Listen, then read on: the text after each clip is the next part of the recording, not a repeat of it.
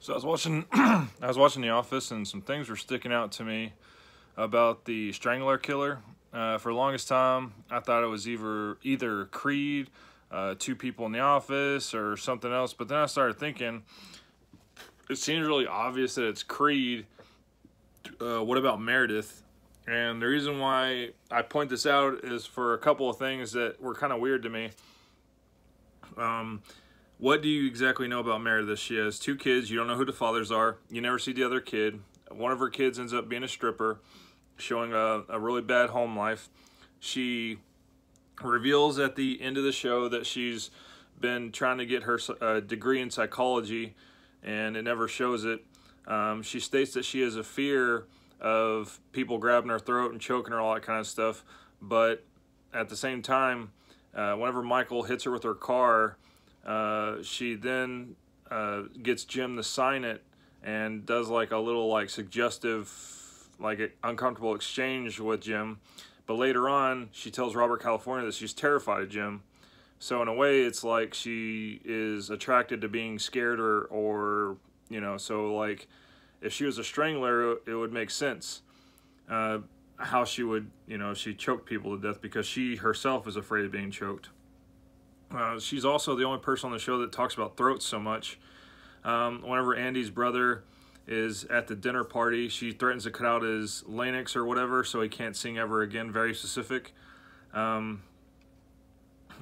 She brings up these odd moments where usually what men fight over is who gets to film use the camera to film whatever they're doing, but she never says it's porn. People just assume that. And what if it wasn't? What if it was, you know, basically who she's going to strangle, and she's captured two people, and that's what they're fighting over? Another thing that I thought was really odd, and I thought was really funny, whenever Daryl and a couple other people and Michael are in Meredith's van, they pull out a yellow metal boot that people put on, or the officials put on cars so they can't drive away, and it didn't appear damaged or unusable, and it never showed that it was on Meredith's car ever. But if she had that and put it on someone's car she's trying to abduct, it would make sense. Another thing is, she knows where all the bars are, because whenever Michael tries to take her to the rehab center, she starts mentioning all the bars from memory.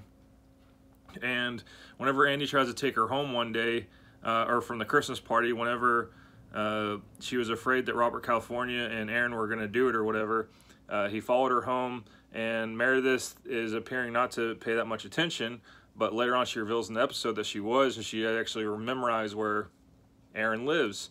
So it shows that she's very attentive to detail. She dresses a Black Widow also on one of the Halloweens. She doesn't really care about her body at all, or really what happens to her except her throat.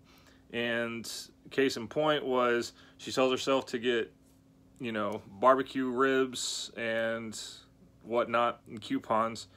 So it's kind of like, it's really strange. And the also other thing is, it reveals that her neighbor died, and it didn't really affect her. Her sister died, and she went to that wedding where she yelled out, "You're the real people's princess. Princess Diana was nothing."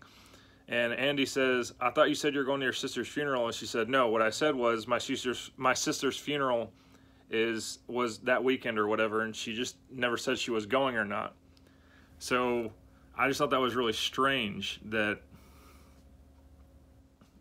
all this stuff kind of happens, and Meredith's the only one that talks about Nex at all. She's the only one that really, I would say through Dwight's rationality, is the person you like medium expect, I would say. And also, it was kind of strange how whenever Pam brought lice in the office, Meredith shaved her head, and immediately, like just getting rid of the problem, you know, not having to deal with it, was the thought process she came up with. And then whenever she found out that it was Pam's fault, and she wasn't mad that people were blaming her, she was mad at Pam, and it doesn't say exactly why, but she wanted her to shave her head. So then she invites her out to a bar and drinks and doesn't care anymore. So it's kind of like, does she have mood swings also? Because all this stuff collectively, I mean, it spells out like a lot of oddities in my opinion. But I don't know. I was just throwing it out there because all that weird stuff started staying out to me. And through the show, I've never noticed this before until I looked for it. Meredith randomly disappears throughout the show, and you have no idea where she goes, and it doesn't explain it where she goes. And I thought that was really odd. I don't know. Just want to point that out.